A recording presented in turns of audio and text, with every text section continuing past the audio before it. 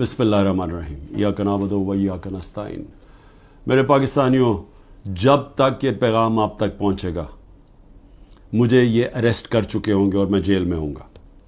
तो मेरी आपसे सिर्फ एक ही रिक्वेस्ट है, अपील है कि आपने घरों में चुप करके नहीं बैठना।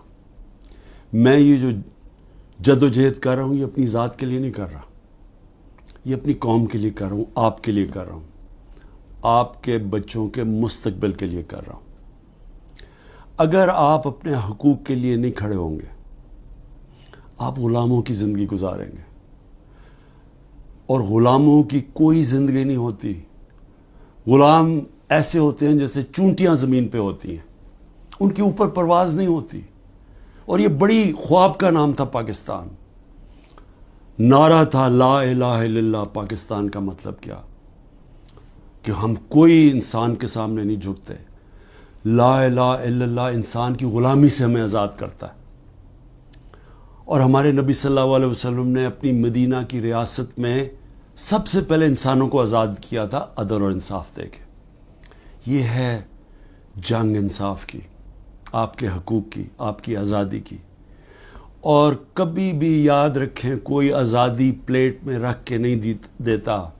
जिस तरह मैं कहता हूँ जंजीरें गिरती नहीं हैं, तोड़नी पड़ती हैं। पुरअमन एहतजाज आपने करते रहना है जब तक कि आपको आपका हक नहीं मिलता। और वो सबसे बड़ा फंडामेंटल राइट है वोट के ज़रिए अपनी हुकूमत मुंतखब करना, ना तो किसी और कोई कब्ज़ा ग्रुप इस मुल्क के ऊपर कब्ज़ा करके बैठ जाए जो आज कब्ज़ा करके बैठा हुआ है। शुक्रिया।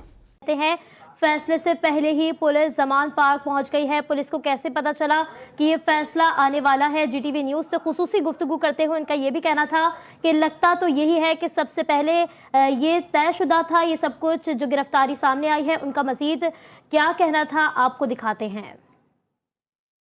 मुझे इस फैसले को सुनकर दुख हुआ, हैरत नहीं हुई। हैरत इसलिए नहीं हुई कि दिखाई दे रहा था कि जो हमारे जज साहब हैं उनसे हमें इंसाफ की तवक्को दिखाई नहीं दे रही थी। जब उन पर इमरान खान